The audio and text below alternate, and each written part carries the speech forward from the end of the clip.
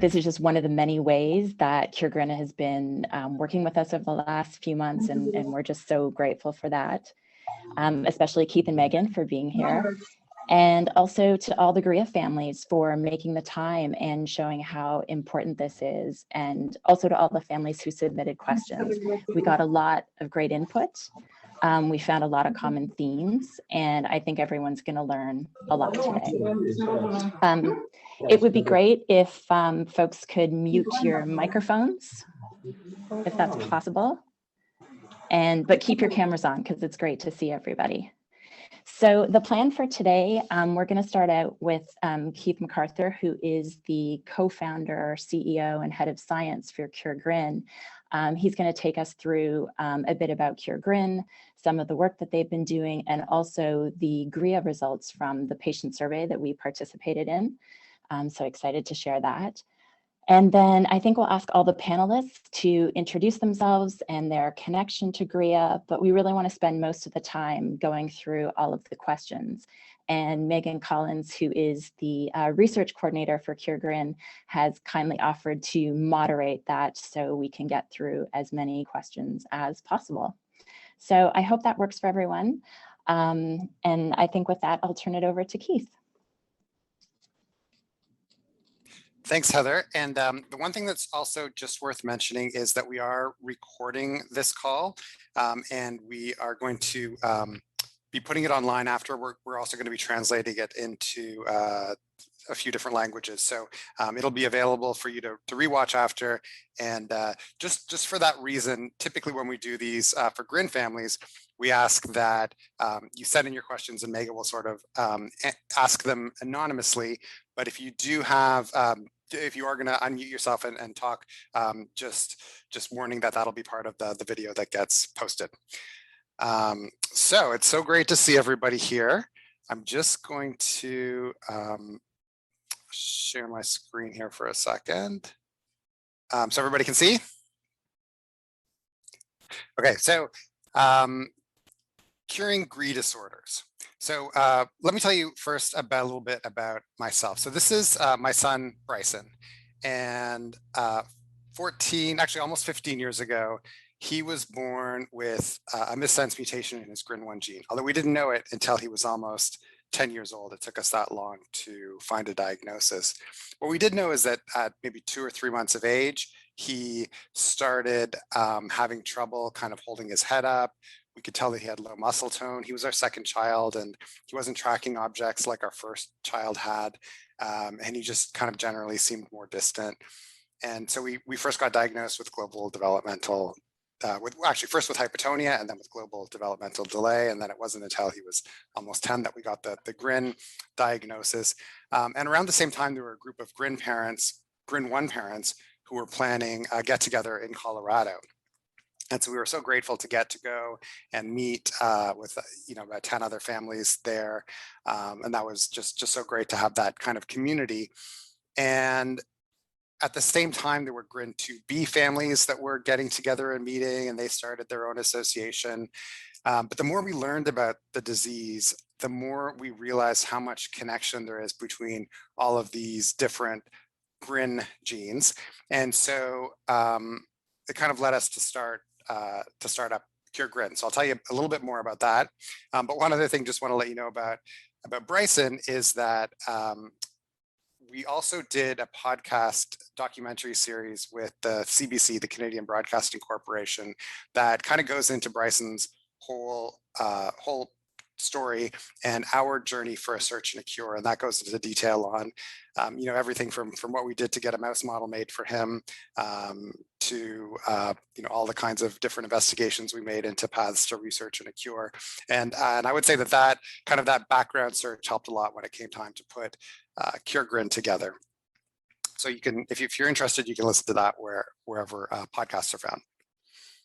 So what do I mean when I talk about GRIA disorders? So the GRIA stands for glutamate ionotropic receptors. So it's a category of receptors that includes, I guess, either 3 or 4 different channels. So definitely AMPA, NMDA, and kainite. There's also something called the delta called Delta that I think is less well known and maybe less certain if it connects directly with these others. The researchers can correct me if I get any of this the science wrong. But GRIA and GRIN, GRIA and GRIN, which code the NMDA and AMPA receptors, are in particular very, very closely linked. Oh, Mark, are you gonna? Sorry, it's a common word processing error that kainate is often type corrected to kainite. It should be kainate. Ah, okay. Sorry, that's a very minor point. I'm such a pedant. Okay, thank you. Yeah, so these two are very closely connected, and in fact, they affect each other. There's really one mechanism that's going on in the brain that involves both of the AMPA receptor and the NMDA receptor, and so the GRIN genes and the GRIA genes. And you may have heard the saying, cells that fire together wire together, or sometimes neurons that fire together wire together. And it's basically the idea that in our brain, when we learn things, these cells or neurons, kind of the more they repeat, the more we repeat an activity, the stronger those connections get, and it helps us to learn things. So if you think of a password like your computer password or your banking password that you might use almost every day, it becomes very easy to remember. If there's a password that you maybe only use once a month, those neurons that help you remember that password aren't as strong, and they just haven't fired together as often, and you may not remember that.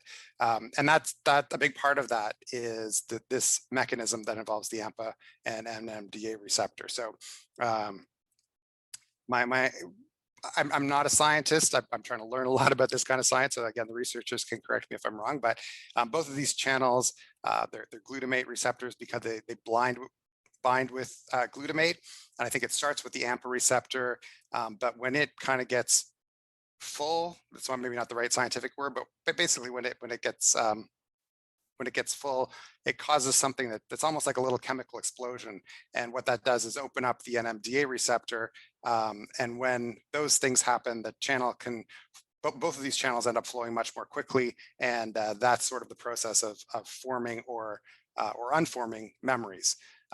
There's a lot of other things that happen through these as well, but I think that's sort of a simplistic way of explaining just how tightly intertwined these are. And the kainate receptor also has a similar mechanism. And we know that AMPA, NMDA, and kainate all have gene variants that are disease-causing. I'm not sure if there are known disease-causing genes in Delta yet, but we'll see if any of the researchers do. And so we founded Cure GRIN Foundation about 2 years ago. Actually, we're just coming up to the end of our second year at the end of this month. And so it's run by parents of GRIN disordered children.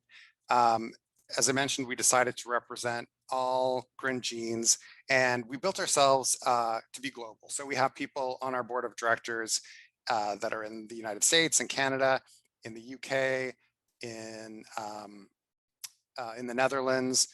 We're looking to add board members in South America and Asia. So we really believe that all of these genes, all of these GRIN genes working together will really help us get to the fastest path for a cure. And the researchers are all over the world, so we really believe that being global is the right path. So our mission is to find cures and treatments for people around the world living with GRIN disorder. So that's Denise and I there on the left, and Megan, who's also on the call, is our research coordinator. So Mark Zuckerberg and his wife started up something called the Chan Zuckerberg Initiative, and basically they've pledged to over their lifetime donate most of their wealth to charities. And one of the big things that they focused on is health and disease. And part of their mission is to basically eradicate diseases, they say, by the end of this century. And one of the ways that they're doing that is investing in rare disease organizations. And so we applied to be one of the initial groups that were part of this funding, and we were successful and received that funding. So that is what allowed us to go and hire Megan as a research coordinator, and for Denise and I, who are both GRIN parents, to dedicate a lot more time to this work and this search. So I want to say, I guess, to the GRIA and GRIC families who are here, welcome to our family. So about this is us GRIN families at a conference 2 years ago, shortly before COVID started, actually, so about a year and a half ago in Atlanta. And so when at conferences in the past, we've heard from researchers who keep telling us, it's great that you've got all the GRIN genes together, but there are these other channels that are so very similar, and researchers are working across all of them. The mechanisms are intertwined, and really encouraging us to expand beyond just GRIN genes. And then one of the researchers that we have on our scientific advisory board had spoken with Heather, and he connected with me, and then I connected with Heather, and he was sort of encouraging us to work together. And so we talked to Heather and really decided at Cure GRIN that it would make sense to work together as much as we could, and potentially lay the groundwork for Cure GRIN becoming something much bigger. And so over the kind of 8 months or so that we've been together, Heather, as a GRIA parent, has been sitting in on our board meetings. We're in the process of setting up a separate GRIA science advisory board. At our last conference, we had a session on GRIA, and we're planning to make these GRIA genes part of our future conferences as well. We have something called GRIN Genes Roundtable, where we have scientists and doctors from all over the world every 6 weeks that meet together online and share information and presentations. And we're probably going to change that from the GRIN Genes Roundtable to the GRIA Genes Roundtable. All of the different GRIA genes are in scope for our science and research plan. And we're also building a private community where families can interact with each other and researchers can interact with each other, but also an area where researchers and families can interact together. And we're planning to make that broader than just GRIN and include other genes in that as well. And so I just wanted to let you know, we've had to delay this a couple of times, but the next time that we're all getting together, we hope, is April 21st to 24th in the Boston, Cambridge area at the Royal Sonesta Hotel. So actually very shortly, we're going to be opening up at least hotel registrations for that. So it's a year from now. And so I guess Heather can share the link on the board, but we would definitely love to see GRIA and GRIC families there, as well as the GRIN families. We'd love to meet you guys. And there'll definitely be programming related to it. So we're in the process now of developing a science and research plan, and we've sort of decided to broaden that to, as I mentioned, to include more than just the GRIN genes. But as part of that, we did a survey of GRIN families, and we got about 200 GRIN families. And then we also opened it up to GRIA families. And so we had a much smaller number, but 15 GRIA families who completed the survey. And I just want to share a couple of the highlights from that. Oh, that's not, oh, the wrong way. Okay. So we asked about the symptoms, just the most common symptoms that GRIA children had.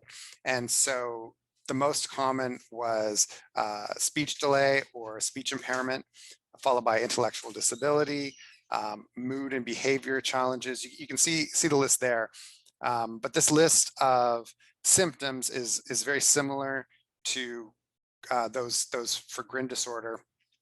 And we also asked families if we could only, because we're focusing on finding treatments and cures, if we could only focus on one of these, what's the most important one for you? And the first columns we've separated out, the first column is all of the GRIN families, and then we've separated out the GRIN genes. The last column here is the 15 GRIA families.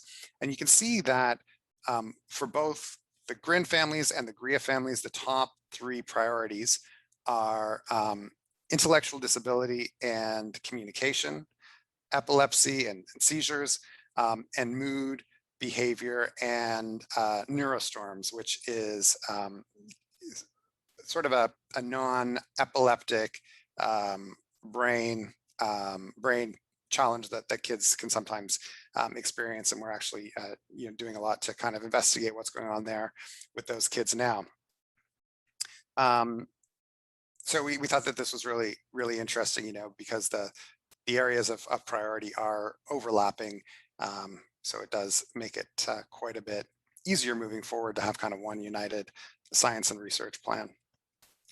I'll stop there, and I would say that for science questions, save them for the researchers. But if there's any questions about GRIA, you could put them in the chat, and I could try to answer now before we hand it over to the researchers and Megan.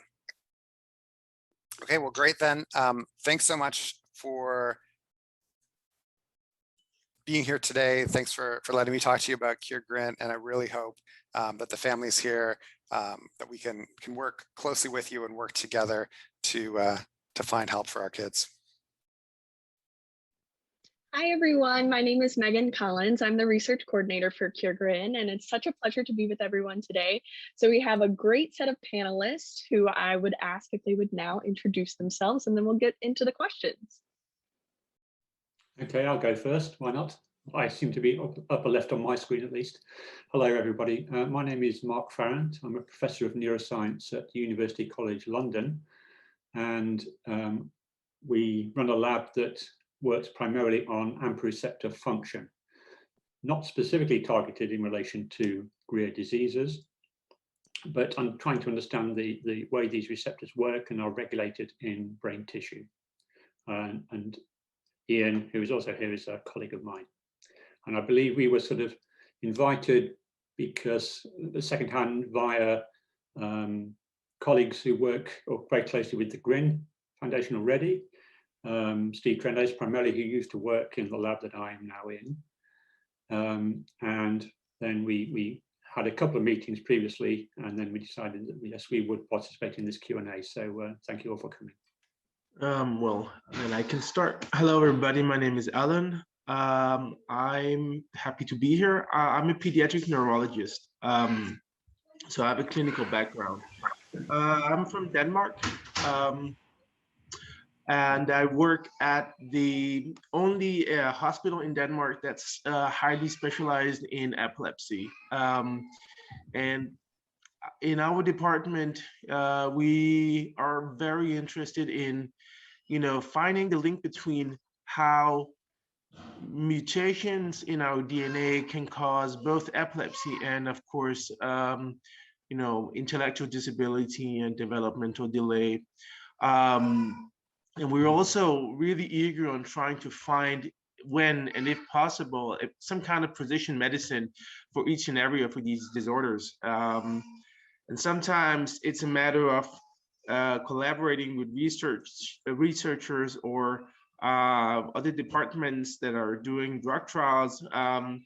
But we're also interested in finding, drugs that have already been developed and used for entirely different diseases that can be, repurposed for new disorders, new genetic disorders.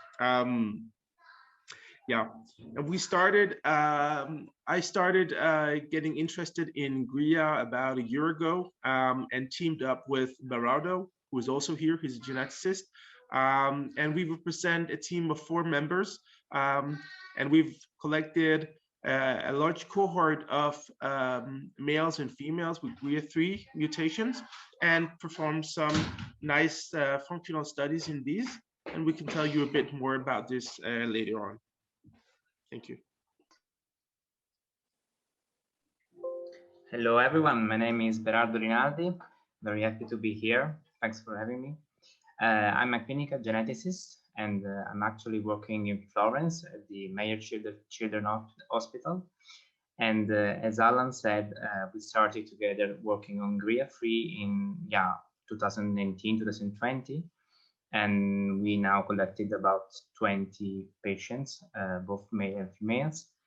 And given my background, I'm more focused on the clinical aspects and the genotype-phenotype correlation of GRIA genes. I'm quite new in the epilepsy field, but so given my background, I'm more dealing with other aspects. And we are.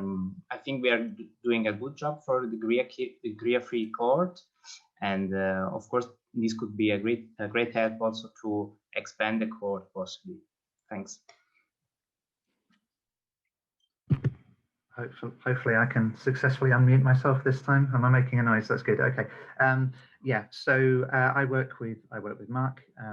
As you said, we're not primarily a clinical laboratory. We study the structure and the function of AMPA receptors themselves.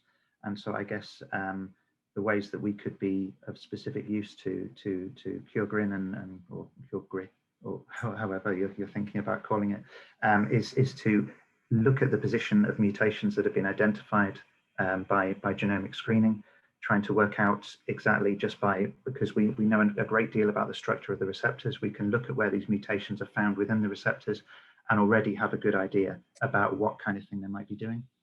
But also we can then fairly straightforwardly, we can synthesize these mutations in our laboratory and actually hopefully fairly straightforwardly record currents through the receptors to try and work out exactly in what way the mutation is disrupting the function. And so that's something that we are able to do.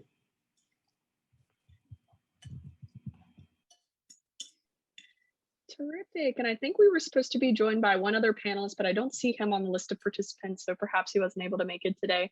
But we'll go ahead and get started with our Q&A questions.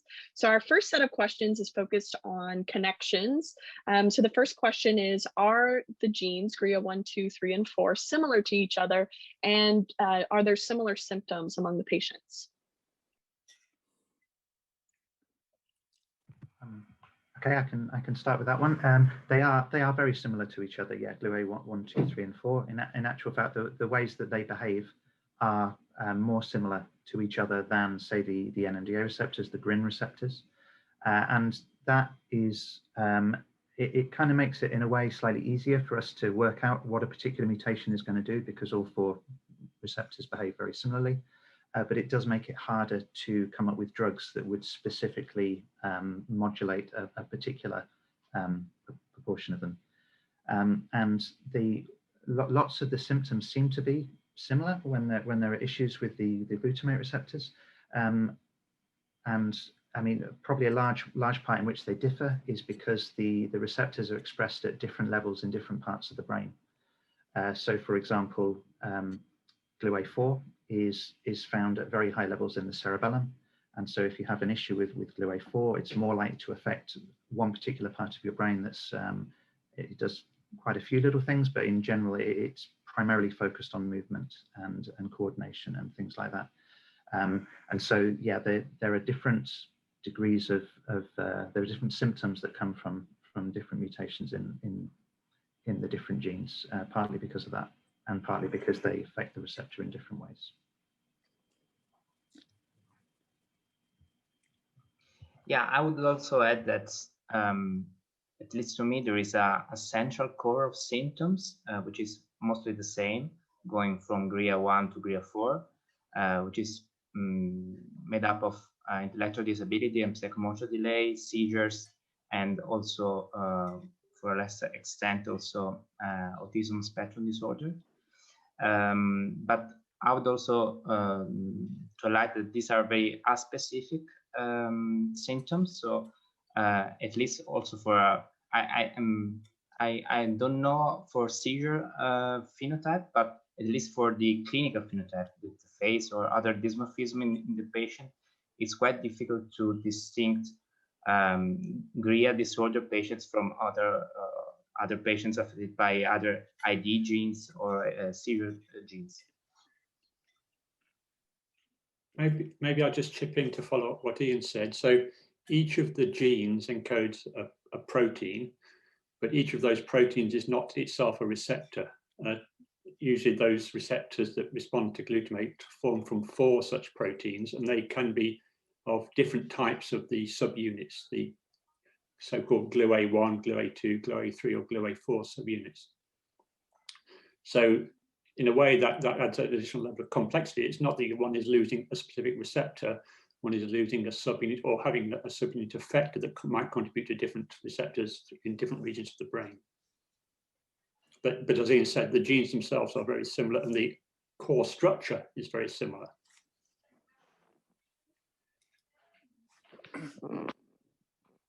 Great. Well, we'll move on to the next question. So Keith already touched on this a little bit, but we had a question related to the connection between GRIA, GRIN, GRIC, and GRID. So if anybody wanted to elaborate on those different genes.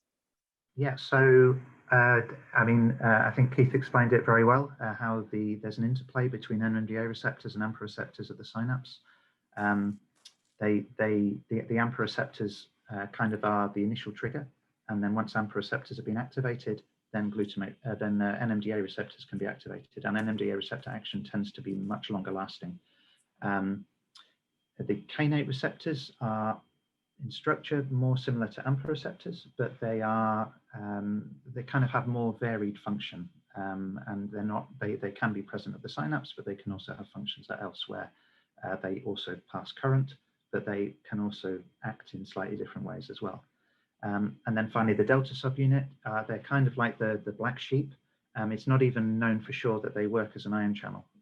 The evidence there is unsure. I mean, one thing in which they were first studied actually is there's a hotspot for glutamate receptor mutations that's present in the central pore, and when this was present in a delta subunit, it went from being a channel that we weren't even sure if it opened at all to being opened the entire time, and that caused some very severe symptoms in an animal model. But in general, it's not probably an ion channel, more of a structural protein. So they're all from common ancestors, and they all have globally the same structure, but they all have different functions. Great. So we'll move on to our next section of questions related to what is possible. So I'm going to go ahead and read off those questions because I'm sure there will be a lot of overlap between the answers. So is a cure for GRIA disorder possible? What type of research is necessary to move forward towards cures and treatments? What might the time frame for a cure be? And is there an age when a cure is no longer possible? Those are very difficult questions. I think the silence indicates that. Yes, I imagine, clearly there are difficulties in saying that there's a cure. I'm not a clinician, but I know that moves are, being advanced in other neurodevelopmental disorders like Rett syndrome and Angelman syndrome and other conditions. So in theory, particularly given that it's in many of these cases, it's a single mutation, that is potentially possible that it might be gene therapy to correct this, or again, along the same lines that Keith talked about previously in relation to the GRIN situation, one may be looking at therapies that are trying to reduce the symptoms. But I think at least since many of these conditions are driven by single mutations, that holds up at least some possibility of I won't say straightforward because nothing is straightforward, but a cure. But maybe someone with more clinical experience should talk to this. Well, Mark, I completely agree with you. So at this time, we have no drugs that can cure neither GRIN nor GRIA. But as Mark beautifully put it, it might be in the future because work is being done on other disorders with similar symptoms. So why not? The only thing we can do at this time or one of the things we can do at this time is to try to better understand the symptoms that are associated with GRIN and GRIA, to understand the natural history of the diseases, and then eventually I'm sure that medical companies or other researchers will hopefully invent some kind of drug that can either reduce or increase the gene function and thereby remove some of the symptoms, or maybe even entirely cure the disease. But at present time, there is not it's not a possibility yet.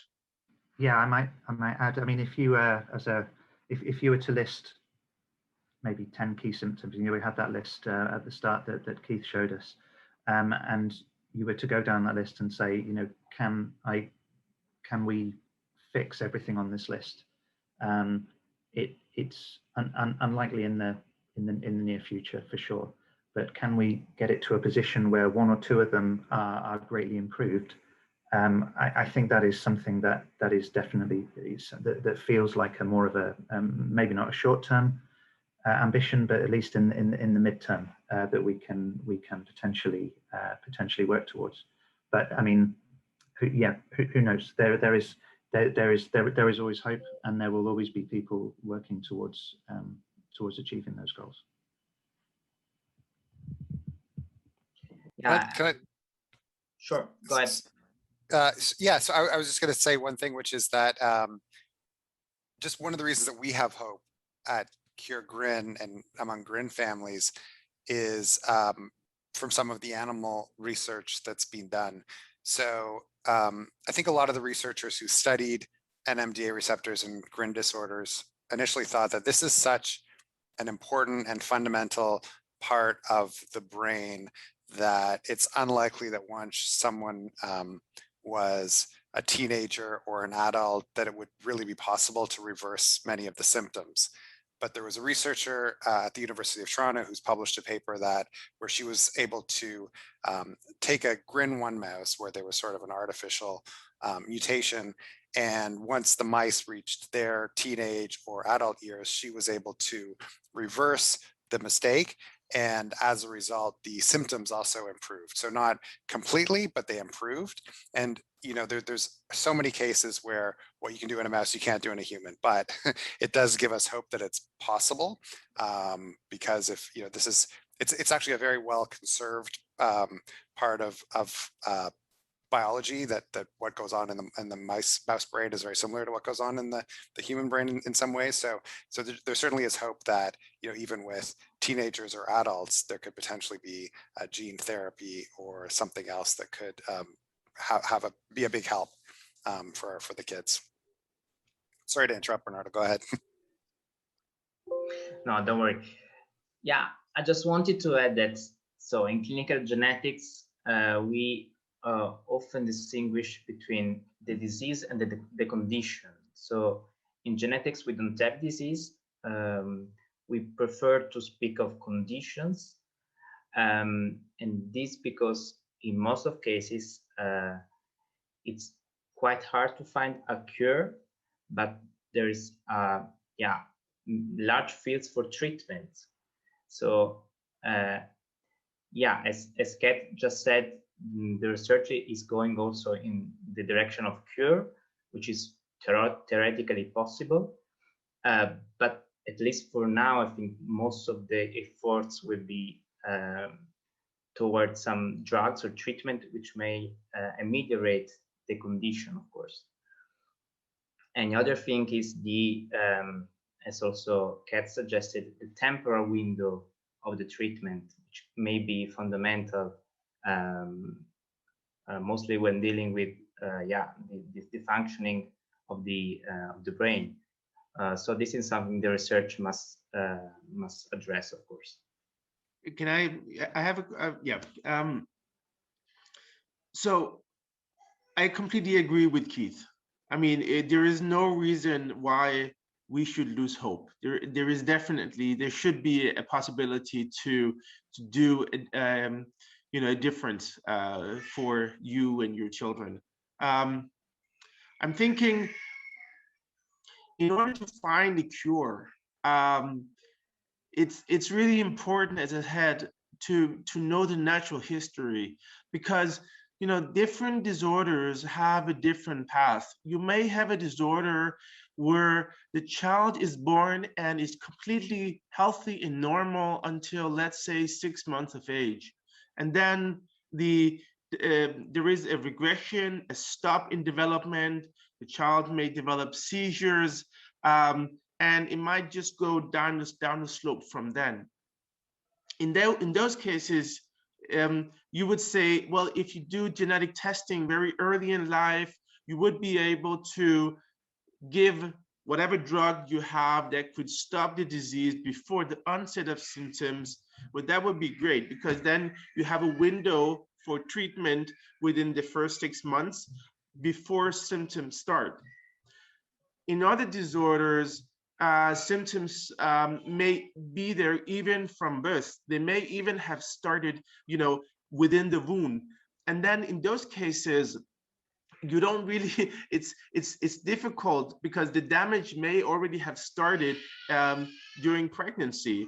And so it's less likely that the child may get the medication and get rid of all symptoms. So what I'm actually trying to say is, it's also really important in both GRIN and GRIA to understand the natural development of the disease, to find out when do we have an opportunity, when is the window of treatment, whenever we get it.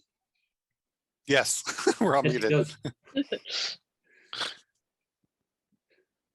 Great, thanks everyone for your answers. So we'll move on to the next section, because I see we're getting close to that 12 o'clock mark. I know we have till 12:30, but we have about 20 more questions to go. If anybody has any other questions, please feel free to put them in the chat. But this next section is on where we are currently in the research related to GRIA disorders. So what research has been done to date? Why are we finding more and more GRIA patients now? And what specific lab tests do they use to diagnose patients in this group of genetic disorders? I can comment on my perception, at least from the outside of the field, is that a fair bit of work has been done in cataloguing and identifying mutations in patients. So there are about 20 or so studies that have investigated mutations in GRIA 1, 2, 3, and 4. And in some of those, not all of them, some of them have well catalogued the symptoms, and a few others have, for some of the mutations, investigated what it means or what it might mean for the function of the receptor. In terms of, is there a loss of the ability of the receptor to function, or is there a loss of the ability to produce the protein and get it transferred to the surface of the cell where it's needed? So that would be, I would say that's the kind of key step that's needed to work out, what is the defect likely to produce in terms of the individual subunit. I would say there's still a big gap between knowing whether that gain or loss of function at an individual protein level, how that translates to the behavior of the brain or synapses within the brain, partly because of this heteromerization, multiple proteins coming together to make the receptors. And so what might be gain or loss of function at in a dish, in a lab, may turn out to be a gain or loss of function in other ways within the brain circuit. But there are at least progress in identifying what those mutations might do in terms of the basic function of the receptor, or some forms of the receptor.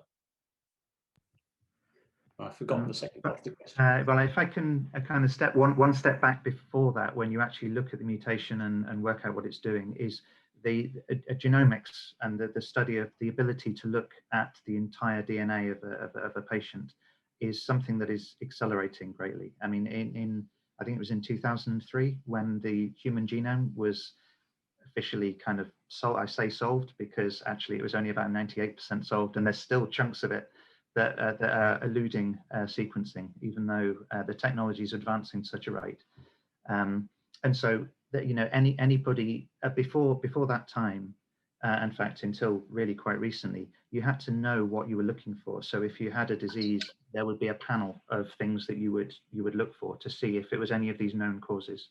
And if AMPA receptors weren't on that list, and I doubt they were before 2010 at least, then it just wouldn't be found.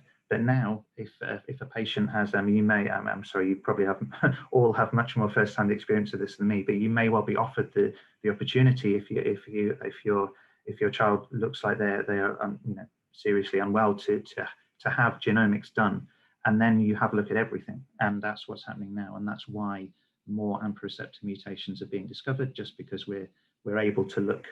We're able to look at more stuff, and then once you've identified it, then you move on to the way you actually look at what these mutations might be doing.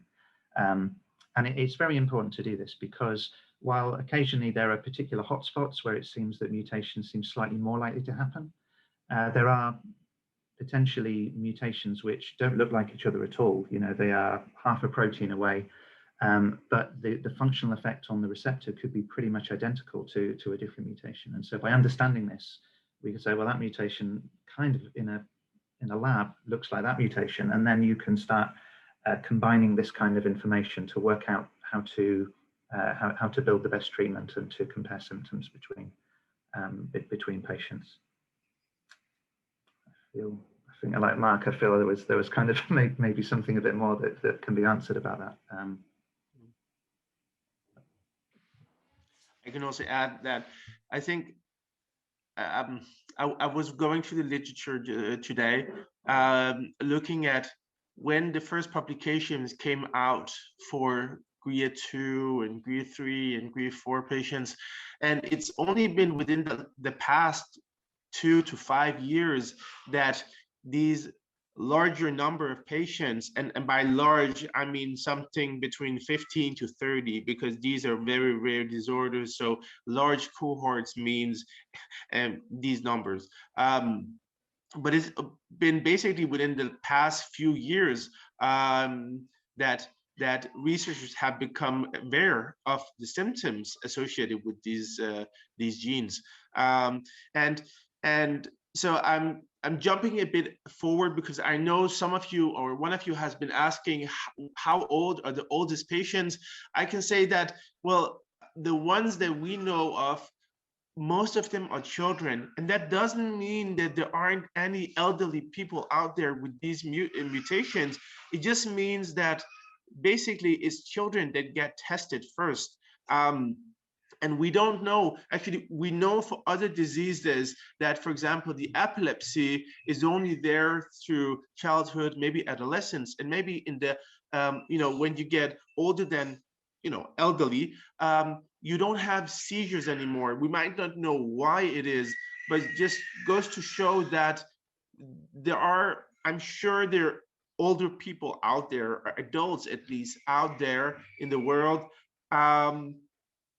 that have GRIA mutations. You muted, Alan. Okay.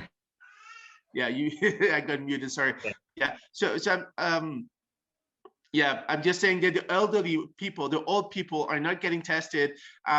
Maybe because they don't have epilepsy anymore. Maybe because they're in sheltered homes, and no one is really paying attention to them. So it just goes to show that, that I'm sure there are many more patients out there with GRIA mutations, and even some that are, more than 20 years of age. Yeah, I mean, I would just add something Ian already said. So as the GRIA core phenotype, but I guess also green, it's so unspecific. Usually, so the numbers are higher and higher because we don't run specific tests for GRIA genes, but we run tests for all the genes that may convey disease. And that's why we end up with mutation in GRIA genes. And so there are also some questions in the chat asking for the risk for relatives and sisters and brothers. So first of all, the first thing you have to be very careful and very sure is whether the variant is pathogenic or not, because having a variant doesn't imply 100% that this is the cause of the problems of your children. So first point is to be sure, of course, with a clinical geneticist or a child neurologist or whatever, that the mutation is really the cause. And so as far as we know, for the most of the patients for GRIA and green, the variants are all de novo. So the variants occur for the first time only in the subject who is affected. The only exception may be GRIA-free, which is an X-linked gene. So as women has 2 X chromosomes, they have two copies of these genes of GRIA-free. And that's why usually males are affected, but also female can present some symptoms. Usually male inherited the variant from the mother, whereas the affected females are only de novo variants. So for GRIA-free, the situation may be a bit complicated, more complicated than other genes. For the other genes or other mutations, for all the other genes, the causative variant are all de novo. But of course, this is something you should check with your clinician, of course. Yeah, I would just add for the question just pop up in the chat. So the rate of mutation is something belong to our species and to life itself. So we carry millions of variants which make us. So we are all different and we all carry different mutations. So there is not one very important lesson we learned from the sequencing of the genome is that there is no one correct genome, and whoever carry a variant has some disease. But every of us carry million variants, and most of them, some of them, may be inherited, or maybe de novo. So having a de novo variant or having inherited variant doesn't mean anything per se, but it depends where the variant happened, if the gene is connected with a disease, which is the effect on the protein, as the other panelists said before. So yeah. I wonder if it's worth maybe one of you just talking a little bit about mosaicism, because there have been cases where with GRIN where that it was de novo, and or at least one case where it was de novo, so they really thought another sibling couldn't have the disease, but there was mosaicism, so they were born with the disease. I know it's extremely rare, but maybe worth mentioning. I'm going back a long way to my university days to try to remember a bit about mosaicism. I don't know if Rado or Alan wants to step in, but as far as I understand it, because you only need one working copy of your X chromosome, and that's why men are fine, and even though women have two. And at some point during development, women turn off, in effect, one of their X chromosomes in a particular cell. And then from that point forward, I'm afraid I can't remember exactly how early in development, but each particular cell will either have one copy A or copy B, and then as you grow older, a patch of you will all have version A, and a patch of you will all have version B. Now, exactly how that might relate to your point, Keith, I'm not quite sure, but potentially you might have an asymptomatic parent who's only asymptomatic because their gene didn't make it into a patch that was going to cause them damage. Possibly that is the issue here. In which case, GRIA-3 has a possibility of that, and I guess one of the NMDA genes must also be on the X chromosome. Is that correct? It's not, but I think that. Okay. But my understanding is that mosaicism could happen in any gene. It's just. Okay. Maybe I might step back and let the others. Yeah, Can I make one remark for all the parents? Just to clarify. So I assume when you have a child who has a GRIA variant, the genetic department offers to test you and your husband, or the husband and the wife, to see if they carry this same mutation. Often, if not always, it is what we call de novo. So it's not found in your blood. It's found in only your child.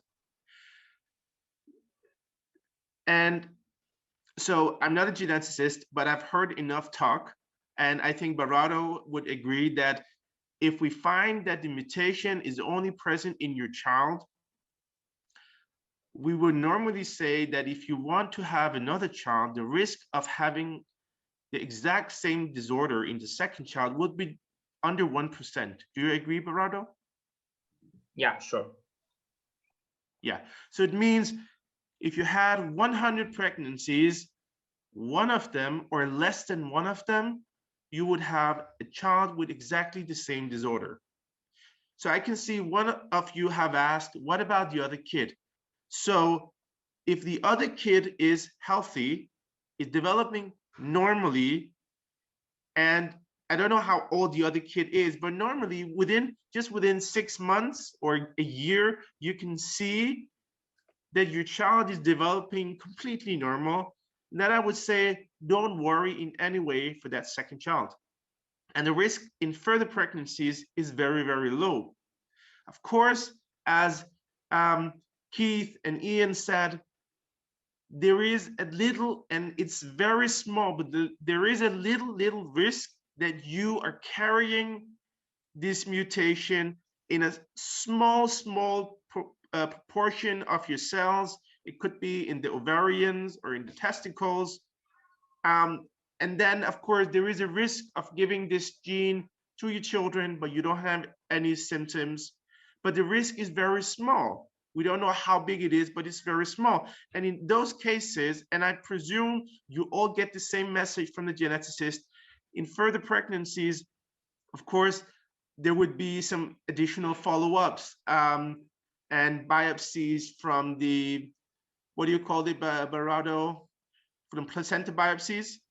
Yeah, cornus villi sampling, CVS. Yeah, just to test, yeah, CVS, to test in the next pregnancy whether or not the small baby within the stomach carries the same mutation or not. Even though the risk is extremely low, this will normally be offered by the genetic department. Yeah, that was a long explanation, but I hope it helps you to feel more confident, more safe about further pregnancies or the children that you already have and that you feel are healthy. Remember, they are actually healthy.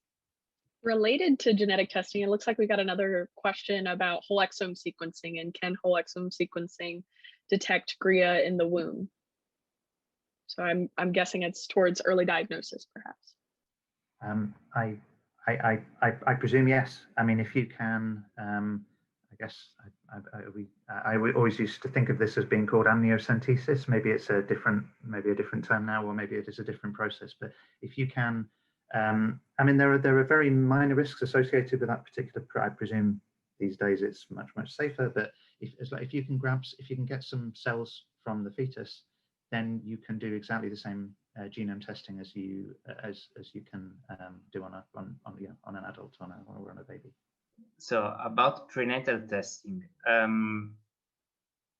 if the context is that a family is already had a child with a pathogenic variant in whatever GRIA green genes, no one would offer a whole exome sequencing for the following pregnancies, because in that case we would just going and check with a very specific and focused exam whether the same mutation we already identified in the first child is possibly present in the second child.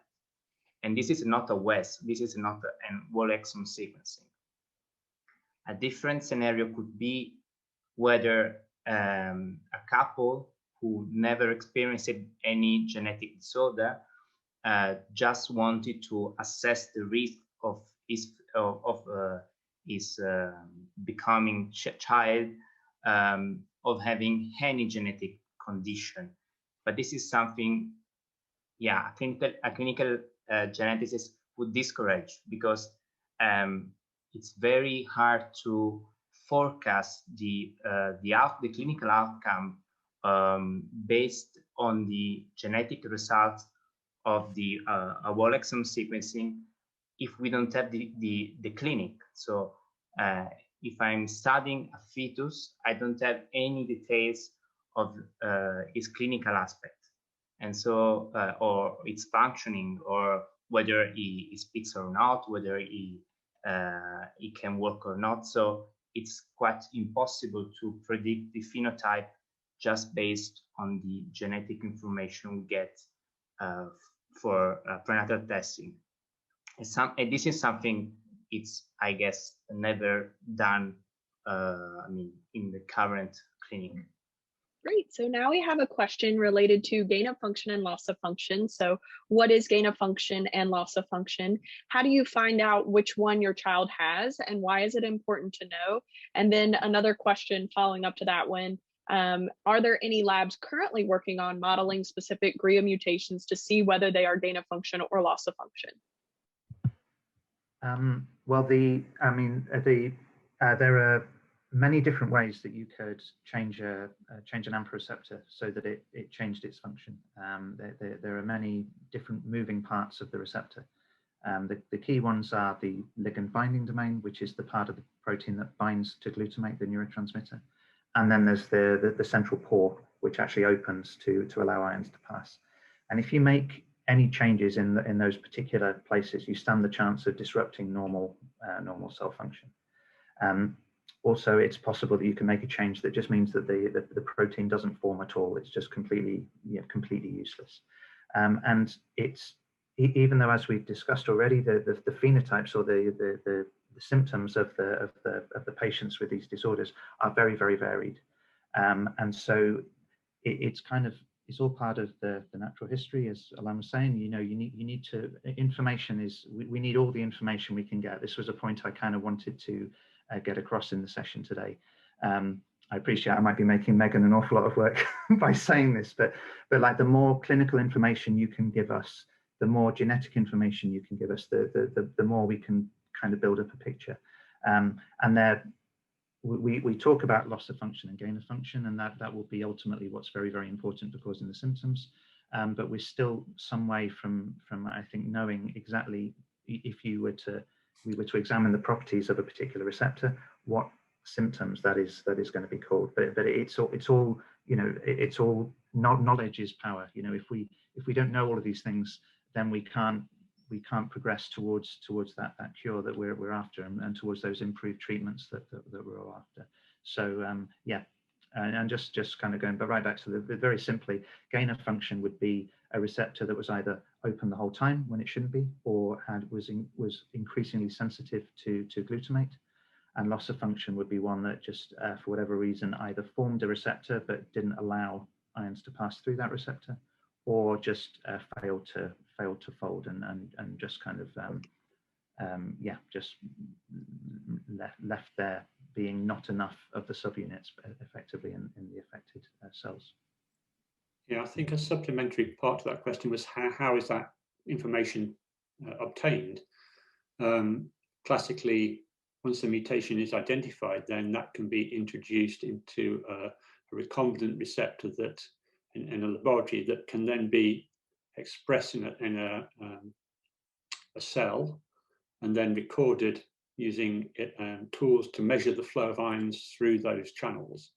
And then you can see whether they actually form a functional receptor when they get to the surface of the cell, whether they don't get to the surface of the cell, or whether they form a receptor that behaves in an odd way, either with a more function or with less function, or altered function. So that would be a sort of a functional test of that mutant receptor once the specific mutation, the location of that mutation has been identified. Yeah, maybe Mark and Ian, please correct me if I'm wrong. As far as I know, so Baradio and I, we are interested in GRIA3 in particular, but I can say that in regard of GRIA2 and GRIA4, as far as I know, all the mutations, if not most, if not all, have, there are loss of function mutations, at least based on the papers that I was looking at today. Whereas for the GRIA3, these are X-linked disorders, meaning that they can be passed on from the mothers to their sons or from the mothers to their daughters, but not from fathers to their sons. So the gene is located on the X chromosome. So we found that in males with a GRIA3, there is always a loss of function. Whereas, so the gene is not working and the channel, the iron channel is not working. It's losing its function. Whereas in the females, they actually have a gain of function. So the channel is working much more than it should. And I haven't come upon this for GRIA2 or GRIA4. I don't know, Mark or Ian, do you know of this being shown for the other GRIA disorders?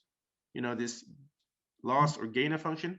No, I would agree that most of what has been reported in the literature indicates a loss of function. Either the protein, as Ian said, doesn't fold properly and doesn't get transported to the right location, or but that's probably one of the most common causes, that there's misfolding, or that the receptor doesn't function in a way. It might get to the cell surface, but it's not activated by glutamate in the normal way.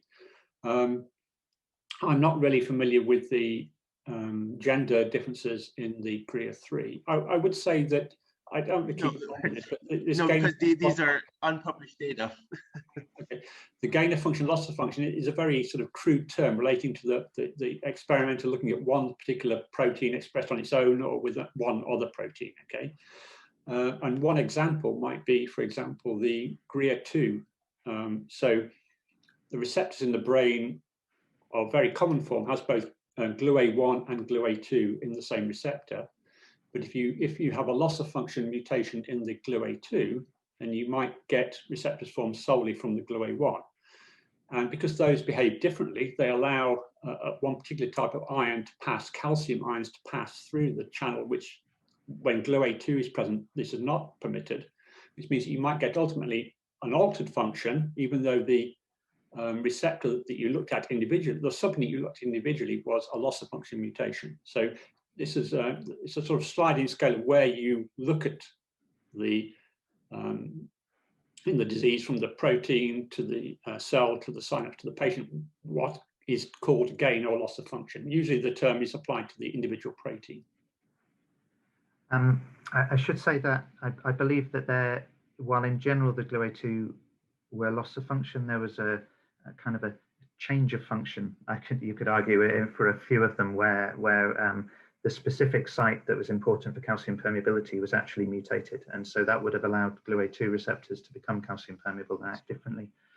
Also, I believe that there has been this one central site in the paw that seems to be a bit of a hotspot. There was a gain of function GLUA1 mutation, and I believe a gain of function GLUA4 mutation as well. So it's not, while in general it's easier to break the receptor, I mean, to stop it from working with a mutation, there are a few, particularly in this gate, that it's kind of like a bunch of springs that is primed, ready to ping open when it gets the glutamate signal, and it's stable only just in the wild type. When you disrupt that, it can just mean it just pings open, even when there's only one copy of the mutant subunit in the tetrameric, the 4-member receptor. Yeah, and then in terms of the are you more likely to see loss of function or gain of function if there are two copies? Yeah, I don't know. You would imagine that the mutation would have to be more severe.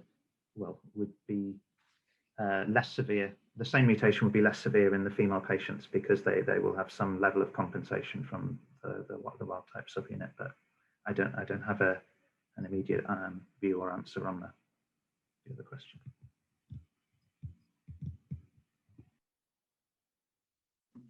Sorry, I've just spotted in. Yeah, I just spotted in the question in the chat. I mentioned about sharing information.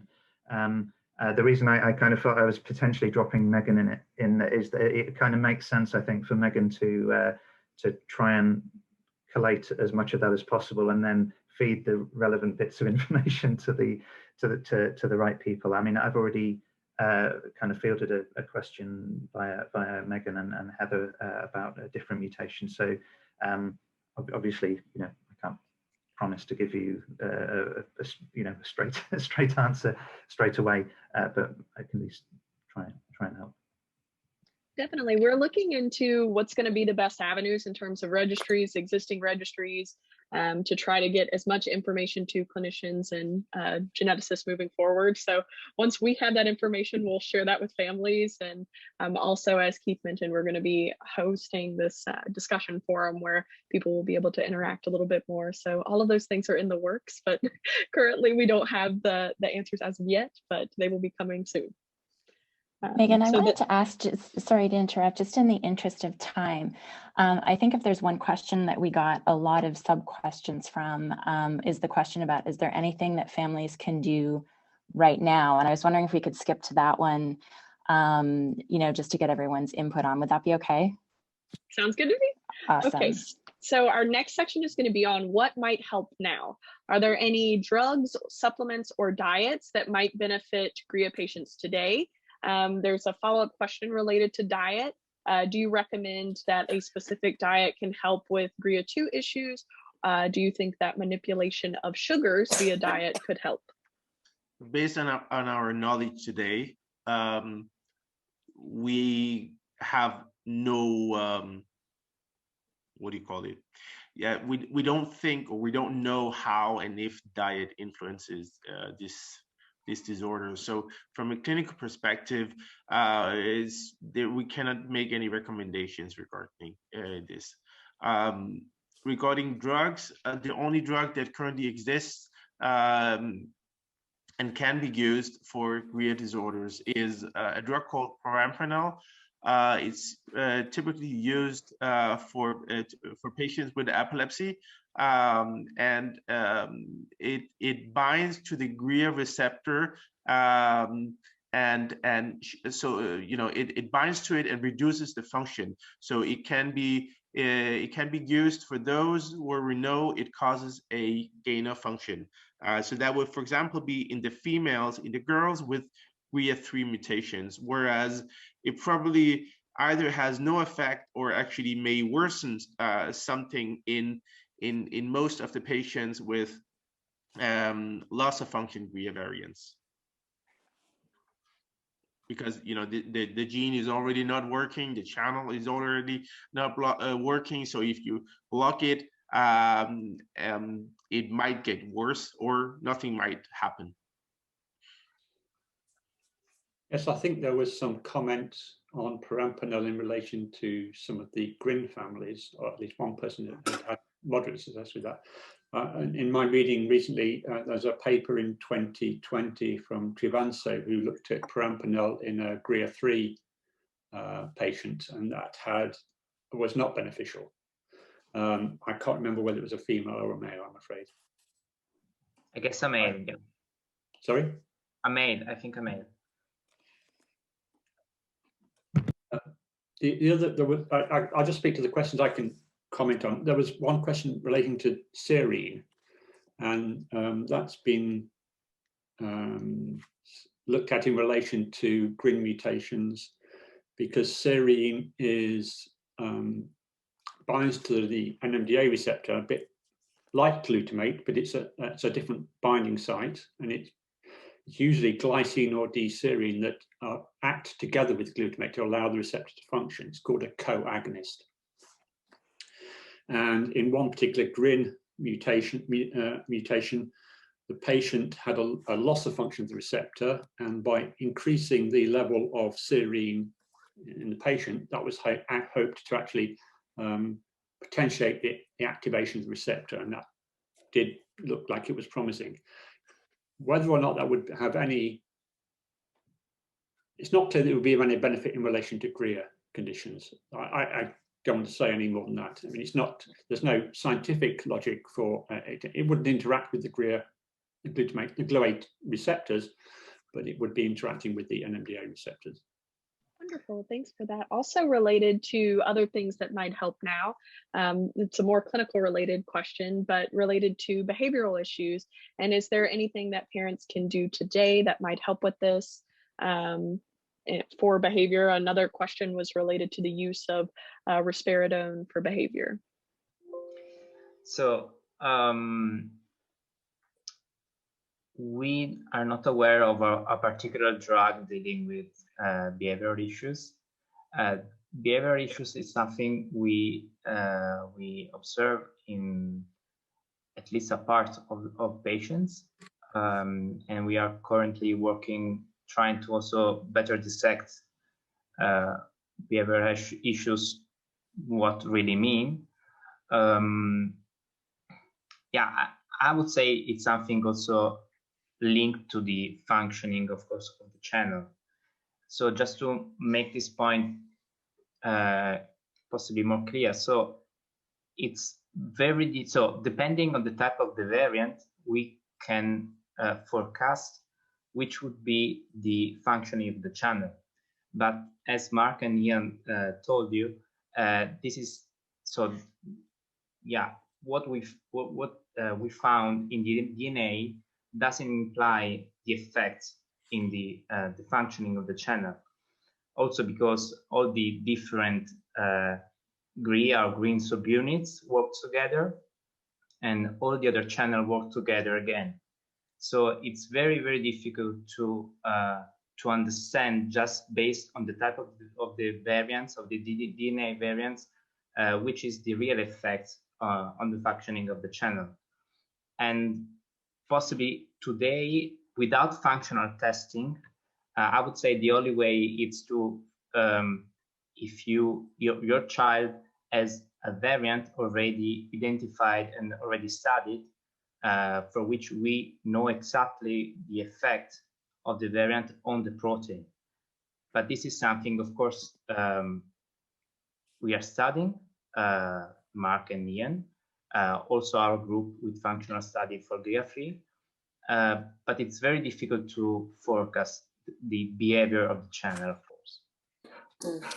I just wanted to mention in terms of the diet question. So I think like generally with epilepsy, you know, one thing that neurologists will often try when no other drug works is a ketogenic diet, and it sometimes helps. And we know that with GRIN patients, there have been a handful where you know nothing else really helped, but the ketogenic diet did eliminate or significantly reduce epilepsy. So that's something worth talking to your neurologist about. Yeah, I mean, the ketogenic diet is very well established. In recent years, if I remember correctly, there's been a couple of studies that have attempted to identify the component of that. So it's a fatty acid within the diet that is potentially an AMPA receptor interactor.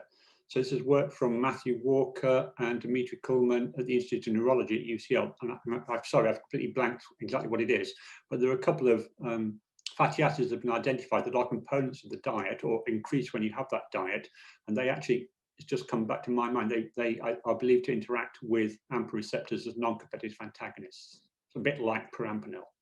Great. So we also have some additional questions just as we're finishing up here related to ways that families can support and participate in research studies. Are there any studies currently underway that they can join? I'm afraid I can't necessarily help with that. I know that there is a new drug in development which is kind of related to Parampanol, but it should be potentially more specific in terms of which parts of the brain it acts in. So it doesn't just interact with AMPA receptors, it interacts with a particular combination of AMPA receptors and one of their associated proteins, which we haven't talked about yet. The company, I believe, is called Seracor, and I know it's in clinical trials currently.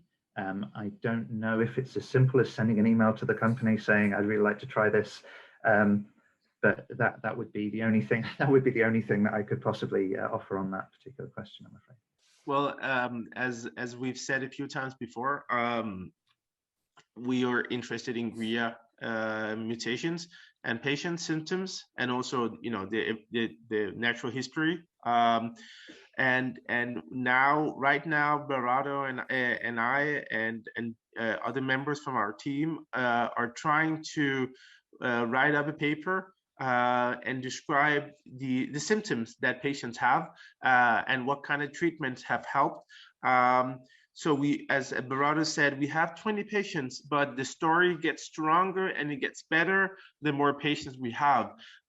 So if any of you as parents for GRIA 3 patients that would love to share an anonymized data with us in your children, we would be happy to have you on board. And then further down the path, we've talked with Heather and Megan and Keith about this. It would be great to have some kind of a registry where you can all, no matter what kind of mutations you have, where you can all add, you know, the data from your children. And of course, we can also, you know, get more knowledge on the natural history. So what happens as your children grow older? What kind of difficulties do they have?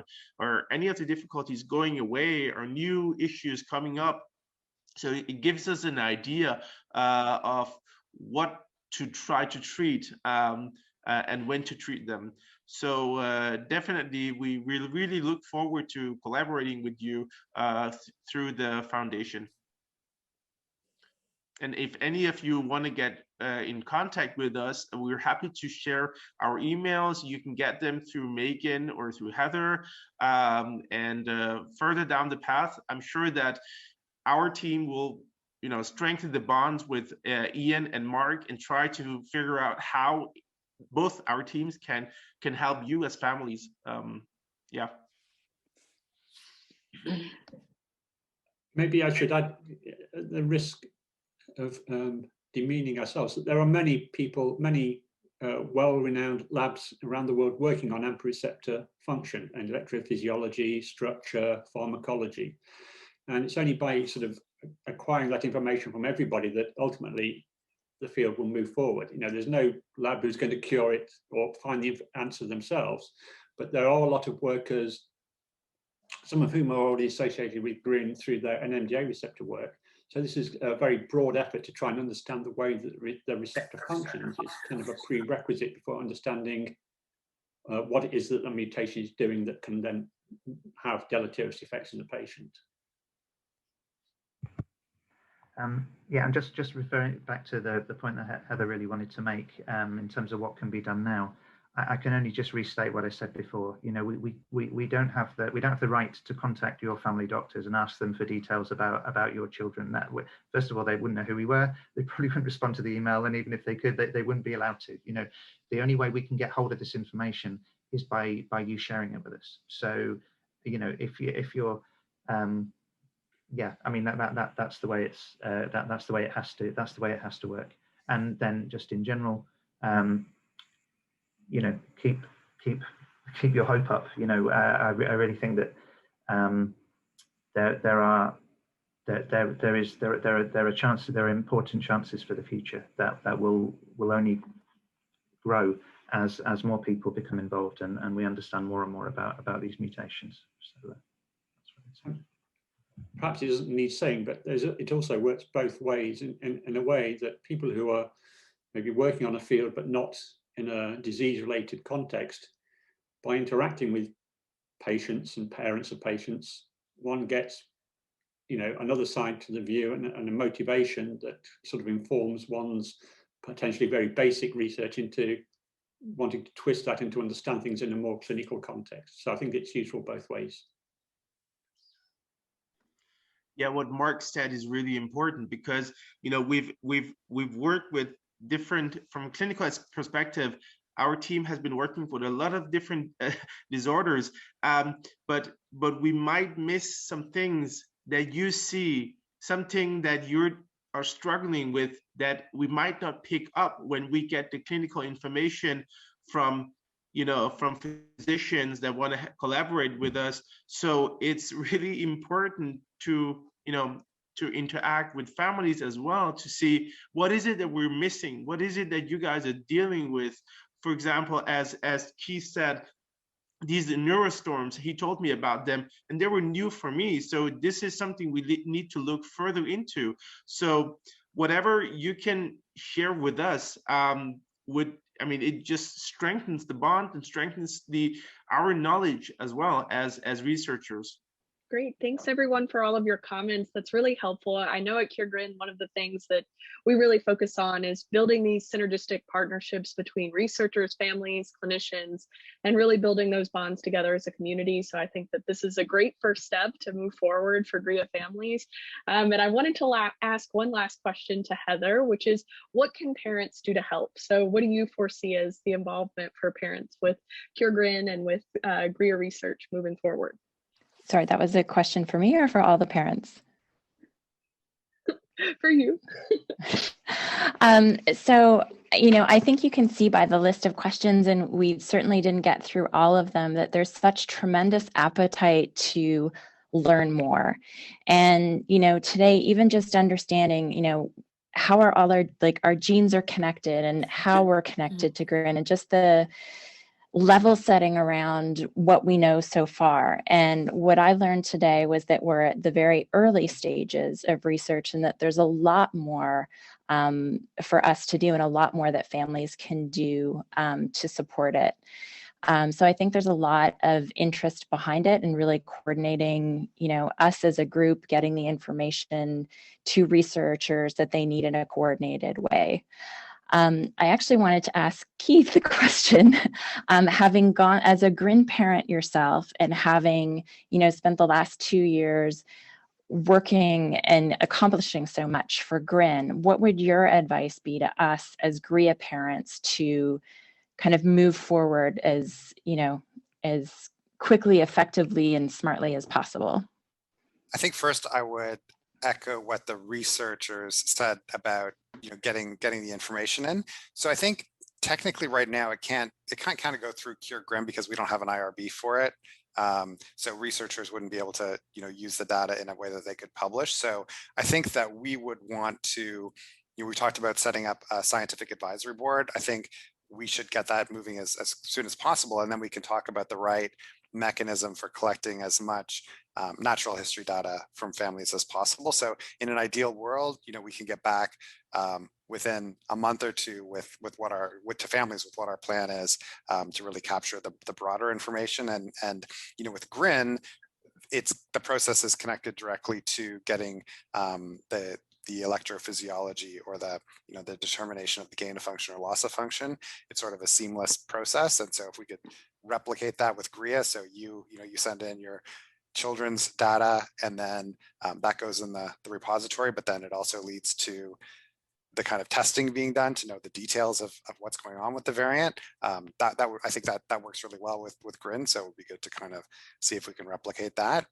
The other thing that I would say is, a big part of our success is that we've had some families who have gotten really involved and have really tried to learn the science, and helping in different ways, whether it's fundraising or being on advisory committees. And I think when we set up the scientific advisory board, we should look for one or two other GRIA parents who should be part of that discussion as well. So I think those are some of the top ways that come to mind for me. But it's a kind of marathon, not a sprint, right? So there'll be lots of different things to do, and we're still at the early stages, but I think it's an exciting place to be. Obviously, we've got researchers on this call who are really keen to help. So we're grateful for you guys. And with that, I wanted to really thank our wonderful speakers for participating, answering these really tough questions that we don't yet know the answers for many of them. So putting you guys on the spot, thank you so much for your participation, and thanks for all the families for joining in today. And Heather, if you had any last comments to close us out.